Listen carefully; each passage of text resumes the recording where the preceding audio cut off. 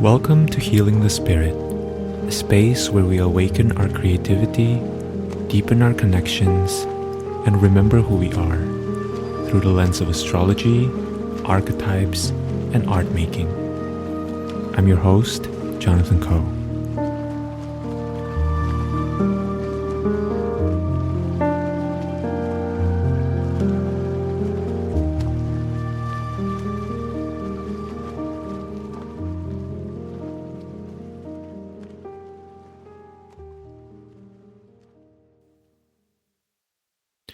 Hello everyone, welcome to Healing the Spirit. In this episode, I'm sharing some contemplative guidance that came through for May 2026, but really whenever it is that you found this, or if you resonate with the title and you just clicked on the episode, this is really for you. And the theme that came through is you already have everything that you need. When I heard this theme for the month, the feeling that I got in my body was this immediate sigh of relief. I could feel my jaw loosening, my temples letting go from trying to figure it out. I could feel my belly dropping from this slightly elevated hanging position. We know it to be true that everything we need is already within us. I remember that this is one of the things that really drew me into the path of spirituality. Instead of the conditioning, the mythology, the story, and frankly, the misunderstanding of a lot of organized religion that continue to create this separation between us as individuals and the divine, us and life, us and creator, walking the spiritual path is actually about dissolving any barriers and releasing any attachments that make us believe that we don't already have the answers within us. All traditions talk about the idea of surrender. This is not a new concept. It's been around for literally thousands of years, if not more, and yet it can be very, very challenging to actually apply surrender to our everyday experience. One of the potential points of confusion is when one mistakes avoidance with surrender. Many people say they're practicing surrender when actually underneath the words, underneath their conscious awareness, there is still a layer of fear.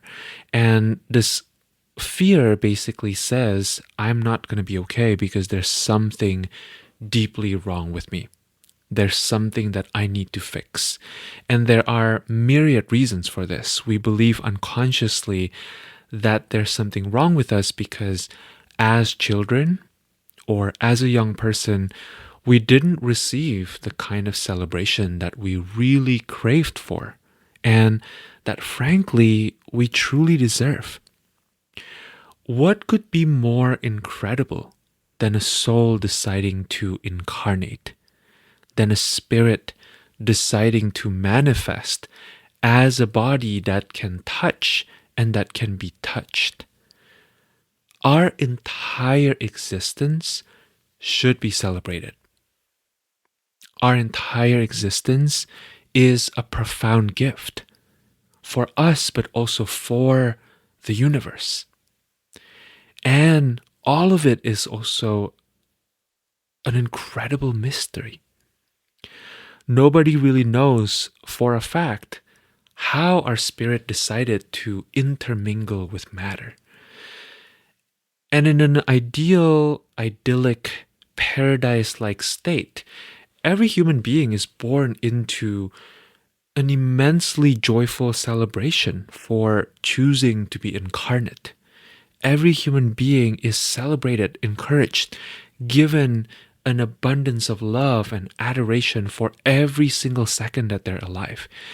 And of course, the sad reality is that none of us receive that 100% of the time, right?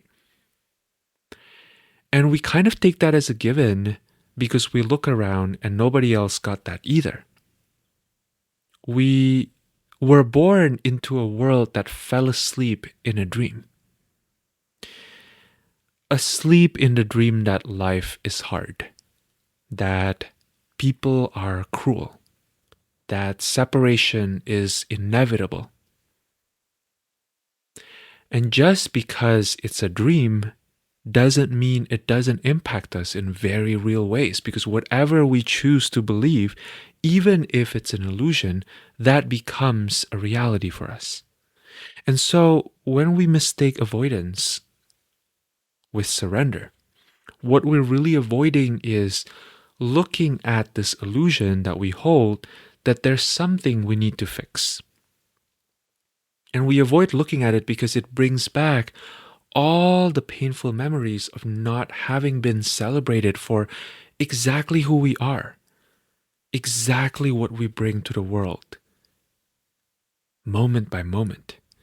It's easier to pretend that we don't feel the disappointment, because when we do, we must then realize that we are in a dream and that we can wake up. And the waking up represents a breaking of our loyalty to the tribe, to the family, to the society, to the friends who are all still asleep in the dream. When we actually choose to let go of this idea that there's anything to fix within ourselves, to actually embrace that we are these divine, infinite beings currently experiencing, manifesting a unique fractal of experience, then we leave behind everybody else who's currently dreaming. And of course, we don't actually really leave them behind because we're still surrounded by them physically. But our consciousness is no longer in that state of suffering. And there's something to the participation within a particular narrative that feeds that narrative, right? The conditioning, the Maya, the dream, is not upheld by itself. It's upheld by people deciding to uphold it through the power of their belief, through the energy that they're consciously and unconsciously feeding into that form. When our consciousness is no longer in that constant state of dream suffering, we are aware that every single second that we're alive in these bodies is an immense gift. It's an immense, immense gift to be alive.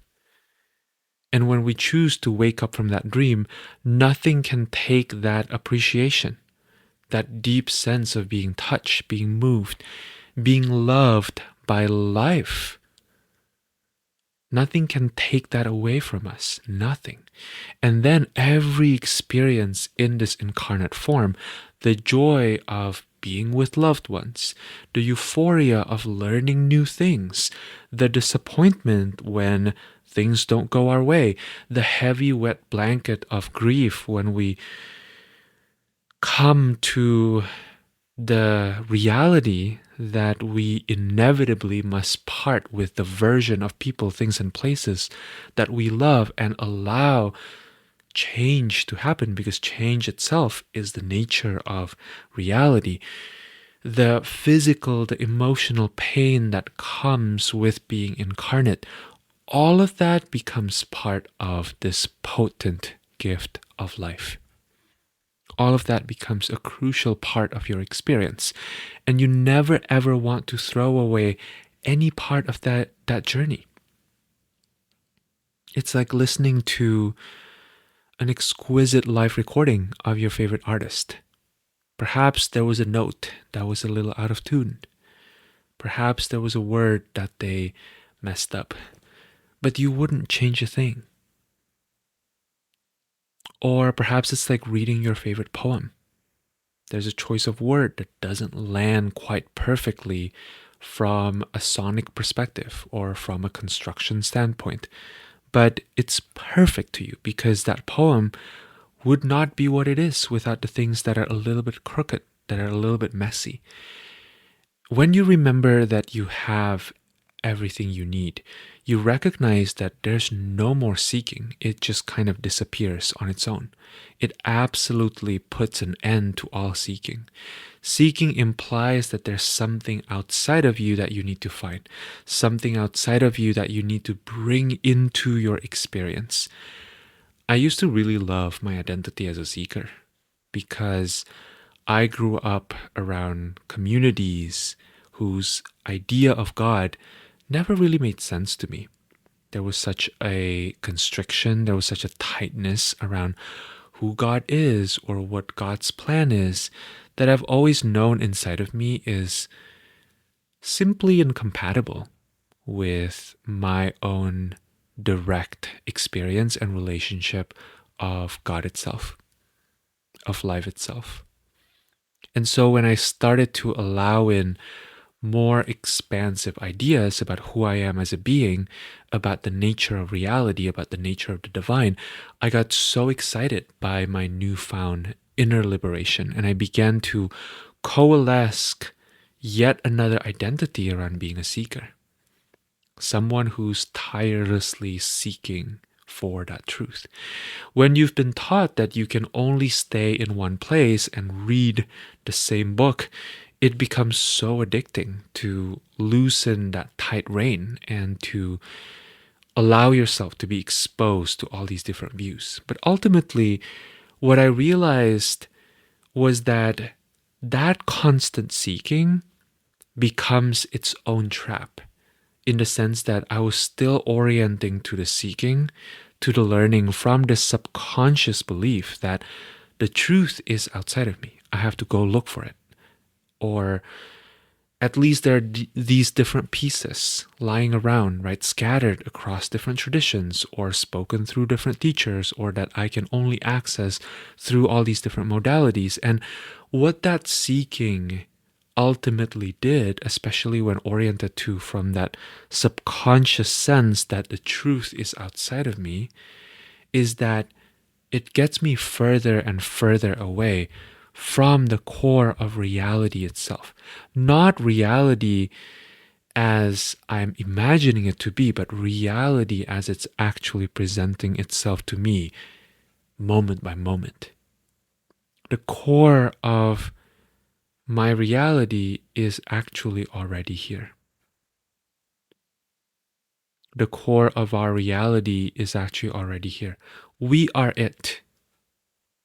We are here to learn that at some point, when that pain of continuing to perpetuate the myth of separation gets so intense, when we finally get tired of it and we let go of trying to manufacture a divine that is outside of us, which for some people maybe is this idea of this God that's outside of them. But for many others, it shows up as their relationships with other people, or their work, or their friends, or the place that they live, or even maybe something that seems so sublime like their art, right? When we finally get so fed up with the lie that we continue to feed ourselves, that what we are wanting is outside of us, something begins to open up within us. Something begins to blossom. Something begins to emerge. Something that's always been there. Something that's never left us. Something that's always been somewhat hidden, but perhaps more accurately, it's always been obscured from our own self-centered search for the truth, which actually gets us further and further from the actual truth. And what emerges when we finally give up is a kind of self-assured, self-affirmed silence. And that silence is also assuring and affirming. It doesn't always speak in words, but you can hear it loudly. It doesn't always come as a song, but it moves us into this dynamic dance with life. It doesn't always come as a piece of art, but it always leaves us in a state of awe and ecstasy. This is what I call the resource, which may be a rather utilitarian term for something that's so incredibly precious, something that's so incredibly powerful, but it's also very ordinary. It doesn't scream, it doesn't try to convince you, it doesn't try to pull or push, it just is. And in its isness, it holds incredible potency. Its numinous and its shifting in shape according to the situation and the context we find ourselves in. And we just don't really have words for it, really. This resource may seem formless, but it's actually the most substantive thing because it is the source of everything that's life-giving. Everything that's life-giving is a movement outward, is an expression of this source. And when you finally give up trying to look for it elsewhere, for trying to achieve a certain kind of success, or trying to match your idea of what love needs to look like, or the attempt to reverse engineer other people's respect or recognition or impression of you. When you finally give up and you let the volume completely die down to total stillness, you begin to see that everything is possible because everything is already here. Everything is already here.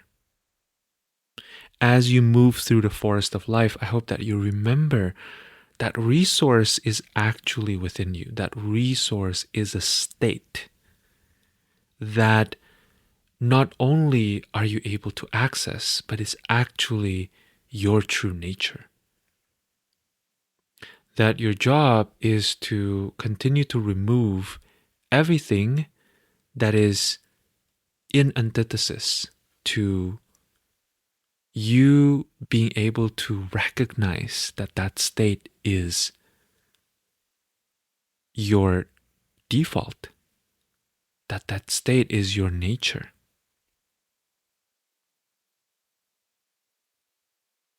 Notice the places where you allow your center to be somewhere else.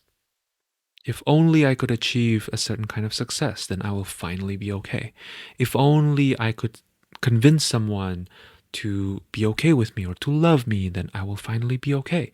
If only other people would just do what I say, then I will finally be okay. If only I could find the correct solution, then I will finally be okay. It sounds so funny when I say it, right? It almost feels comedic. But these sentiments really show up in ways that are not so obvious, especially for those of us who have been on the path for some time. Sometimes they show up as questions that seem really sincere, like, how do I improve my relationship? Or what strategy do I need to employ to see certain kinds of results? The practice is to give it all up. What happens if you stop the car and you just quit the entire trip altogether? What happens when you start trusting that you are it? You are what you've been waiting for. There's actually nothing outside of you. You are the eye of the storm, and that you already have everything that you need. I hope that this serves you on your path whenever it is that you found this episode, and I encourage you to continue coming back whenever it calls to you, whenever there's this part of you that feels you need to return to whatever's here. Each time you listen, you'll probably hear something new, or you'll hear it in a completely fresh way.